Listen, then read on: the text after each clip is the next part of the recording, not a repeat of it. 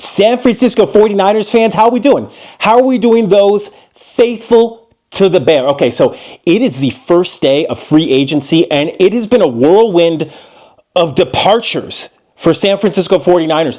And let me just break this down real quick, okay? Let me break down some of the free agents. There have been a couple comings and a lot of goings for the San Francisco 49ers. It's an interesting list. This is just hot off the press. The Niners have released fullback Kyle Juszczyk. Yes, they've released Kyle Juszczyk. He states that he has a lot left in him. I think that's, or something to that extent. It had like pretty much is just hot off the press. So I thought that I'd let everybody know. And Juszczyk, I think that this is like a cost-cutting move for the Niners, and I am all here for it, honestly.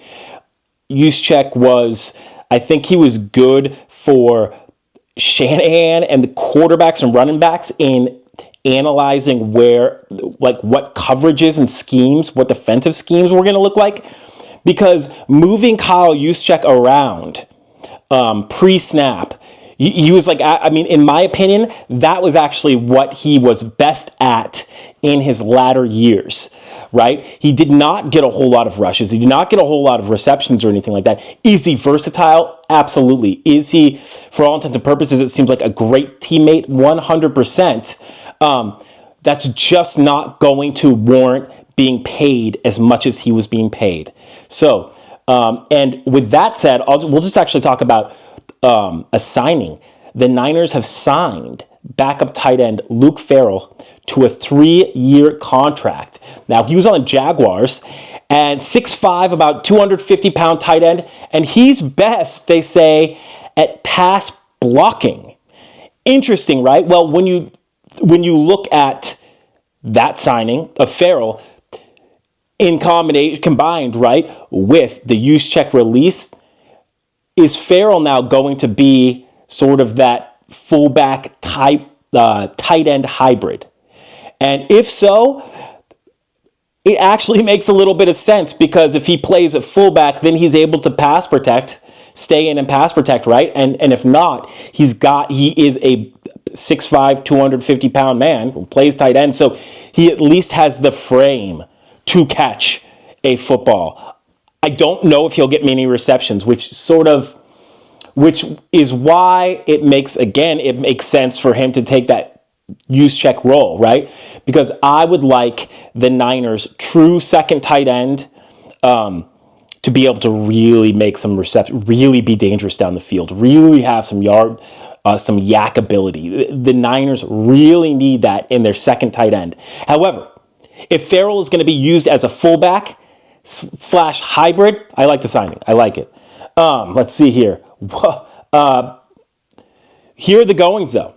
A lot of goings by the San Francisco 49ers. First day of free agency. Guard Aaron Banks has signed with the Packers. Charvarius Mooney Ward has gone to the Colts. Talanoa, Hufanga, and Dre Greenlaw went to the Broncos. Jaylon Moore and Elijah Mitchell both went to the Chiefs. And quarterback Josh Dobbs went to the Patriots.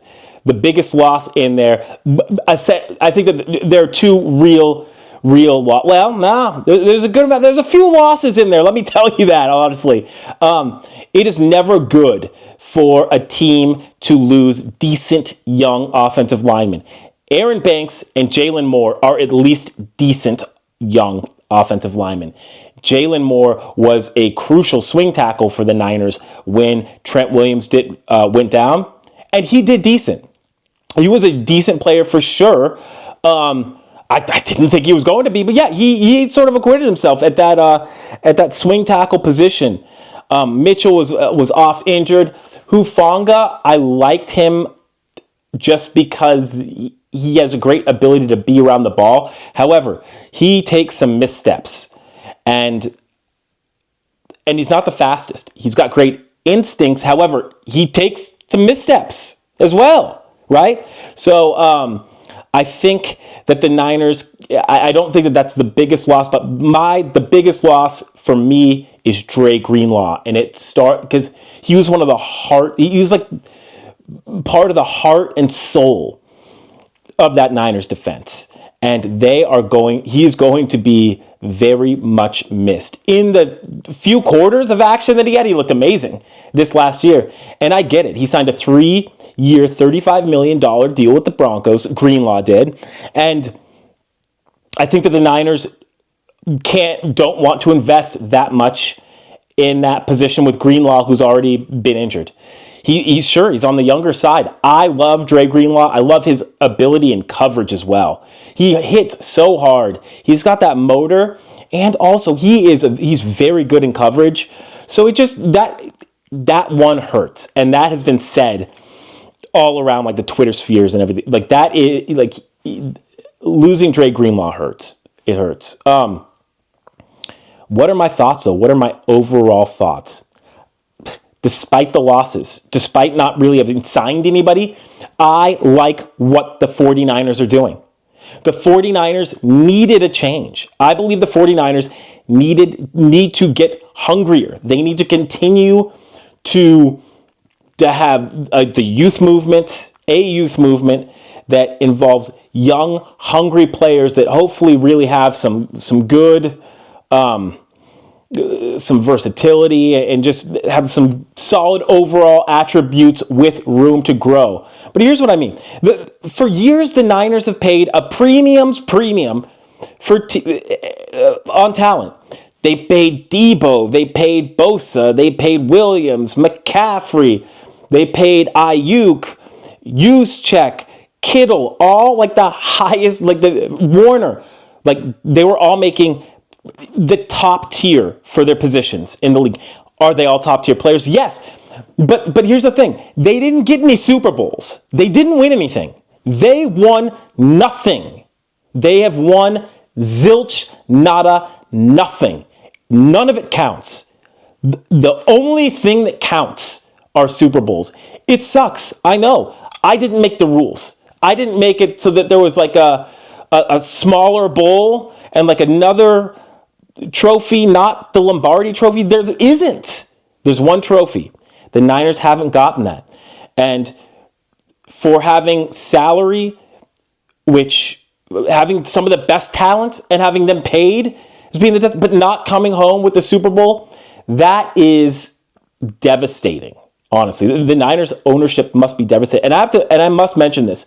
The Niners current ownership, Jed York, John York, I believe, right? Denise DeBartolo. They have won nothing. They have no Super Bowls, no hardware to their name.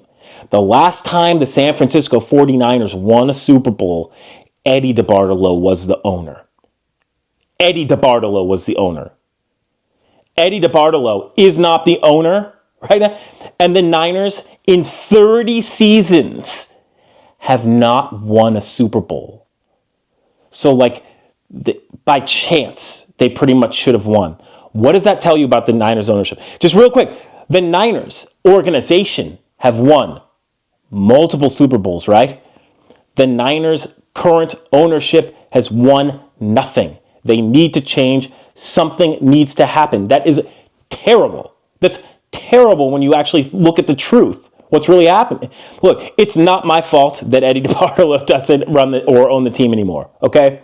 It's tough. It's tough. By the way, this is a question for the comment section. Literally, like Jed York, Denise DeBartolo, John York, they've won nothing. They have won no Super Bowls in 30 seasons. Is that the worst ownership in the NFL?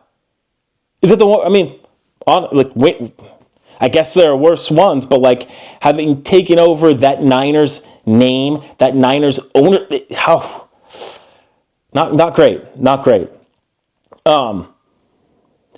More comments, though, on why I think that this is good, that the Niners are. It looks like, because here's the silver lining in losing all these players is that they're going to get a lot of draft compensatory picks. I believe that so far, the Niners are already, after just one day, they like maxed out. So they're going to get 4, I believe, 4th round compensatory picks, future picks, because they lost these players to free agency. And do not ask me how that formula goes, but what I said does stand. They're going to get multiple picks. I believe the Niners should be fine because they're paying one dude out the years out and have been, Kyle Shanahan. This is, and I'll give you an example about why the Niners should be okay if Kyle Shanahan is who Niners fans, who Niners ownership, and who the media says that Kyle Shanahan is. Here's an example.